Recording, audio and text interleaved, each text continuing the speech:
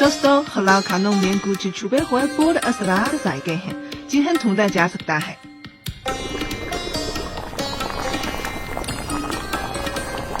मैंने उन्हें तलाश करना शुरू किया।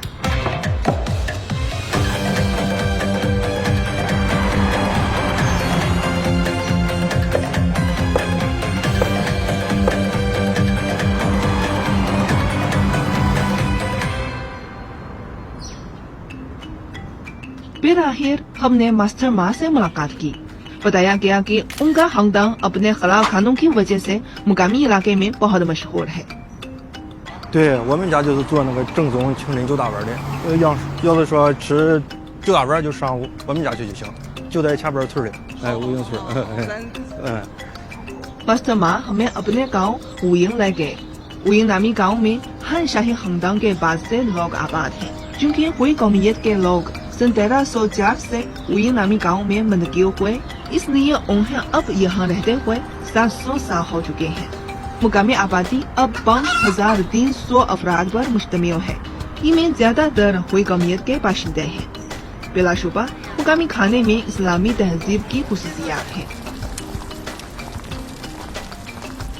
哥，来看一了。 जब मास्टर मा के घर वालों को मालूम हुआ कि हम हलाल खाने की तलाश में हैं, तो वो बहुत खुश हुए, क्योंकि वो हमें खानों में अपनी महारत दिखाना चाहते थे।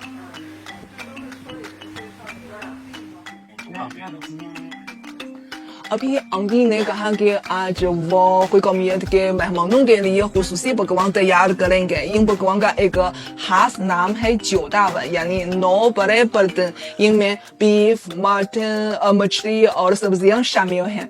सच कहती हूँ कि अंकी ने अभी बहुत जल्दी कहा, इसीलिए मुझे भी वाज़ेह तौर पर याद नहीं आया। वैसे हम उनके मुंतज़िर हैं।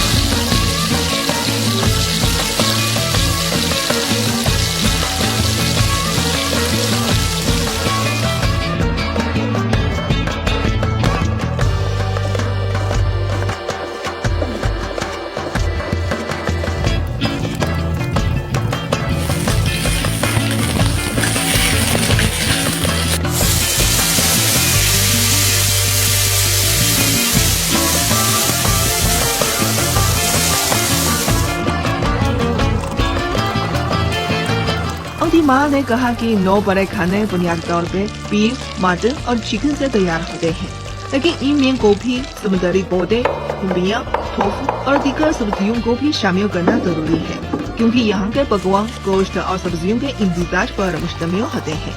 इनके ग़िज़ाई अज्जा बहुत तवानाई बख्श है। 9 बड़े खानों की खुसूसियत ये है कि नीम तैयार शुदा अशिया को सूप के साथ मिलाकर स्टीमर में रखा जाता है, जिससे ये पकवान ज्यादा नरम और मजेदार होते हैं। 9 बड़े खानों में से हर एक डिश का एक खास मतलब भी है। मसलन ब्रेस्ट बीफ जिंदगी में सुर्ख रंग जैसी खुशहाली की अलामत है, और मीटबॉल्स को होती हैं तो उसे यूं समझा जाता जैसे लोग का इकट्ठा होना। तली हुई रोज अपनी सुनहरी रंगत की वजह से दौलत और खुशी की अलामत है। तली हुई हैगीज जिंदगी में सब कुछ होने की अलामत है। खस्ता मछली साफ और फलावानी की अलामत है।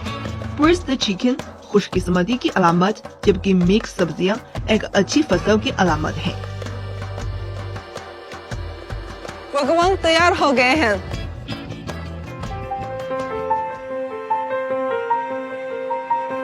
नौ बड़े खानों को एक मरबा शिकल में तरतीब दिया गया है, जिसमें हर तरफ 3 पर्दे हैं। इससे कोई फर्क नहीं पड़ता कि आप उन्हें किस तरह देखते हैं। अंतिमा ने कहा कि अगर आप दरमियानी बर्तन को हटा दें तो ये चीनी जुबान में लफ्ज हुई की शिकल है।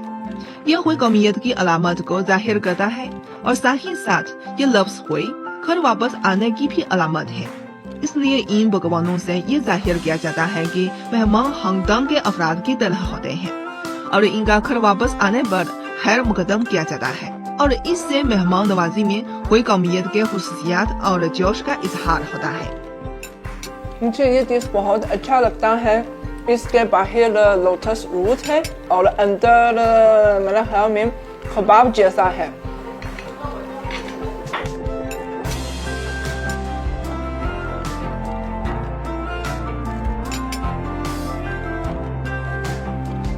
सुबह से बाहर तक ये सारे लोग हैं इसकी तैयारी में मसरूफ होते रहते हैं, लेकिन बहुत मज़े का है। और क्योंकि मैंने इसमें भी मदद की है, इसीलिए मुझे और मज़ेदार लगता है।